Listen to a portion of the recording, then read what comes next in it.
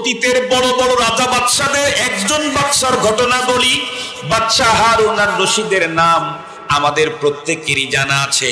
উনি যেমন উন্নত মানের বাদশা ছিলেন, তেমন উন্নত মানের দিনদার ছিলেন। ওনার অনেক মন্ত্রী ছিল, এর ভিতরে একজন মন্ত্রীকে উনি বেশি মহাব্বত করতেন। কিন্তু এই মন্ত্রী জীবনেও কোনোদিন বাদশার কাছে কোনো আবেদন নিবেদন করতেন না।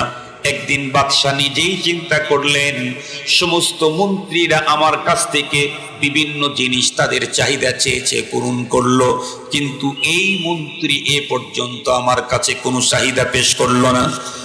একদিন মন্ত্রীকে ডেকে বললেন, মিয়া মন্ত্রী, তুমি যে আমার কাছে জীবনেও কিছু চাইলে না। মন্ত্রী তখন উত্তর করে, স্যার, আমি কেন চাই নাই?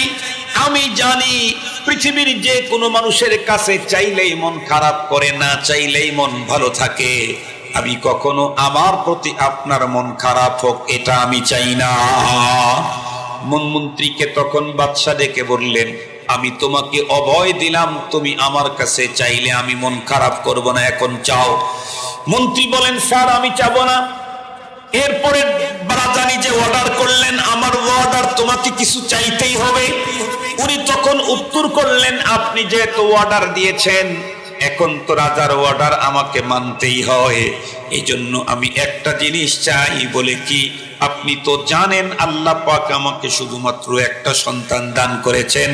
আমি আপনার কাছে যে জিনিসটা চাইবো, আনতুহিব্বা ওয়ালাদি, আমার একমাত্র ছেলেটাকে আপনি একটু মহব্বত করবেন স্যার, এটাই চাই, আর কিছু চাই না।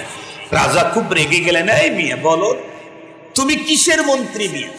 সমস্ত মন্ত্রীরা অমুক জায়গা, অমুক জমি, অমুক এলাকা, অমুক এরিয়া, গাড়ি বাড়ি, অমুক কিছু চেয়ে চেয়ে নিল। তুমি কি চাইলা?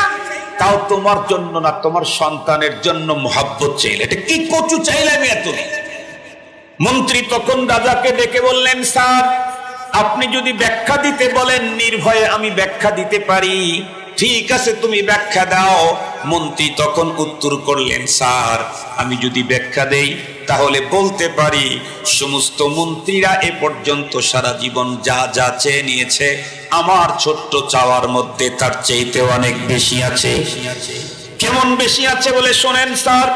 প্রত্যেকেই তো যত চাওয়া চেয়েছে ওয়ান টাইম একবার দিয়েছেন, খালাস, শেষ হয়ে গেছে।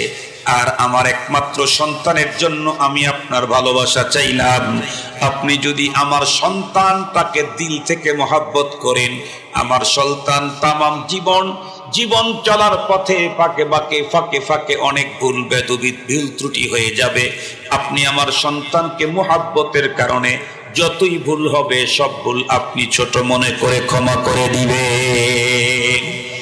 আর আমার সন্তান জীবনে যদি কোনো ভালো কাজ করে, যত ছোটই ভালো কাজ হোক না কেন, কিন্তু আপনি যেহেতু মহব্বত করেন, এই কারণে আমার সন্তানের প্রতিটি ভালো কাজের কারণে আপনি আমার সন্তানকে আসমান ছোঁয়া উপঢৌকন দিতে থাকবেন। সমস্ত মন্ত্রীরা চেয়েছে ওয়ান টাইম, আর আমি যা চাইলাম এটা হলো অল টাইম।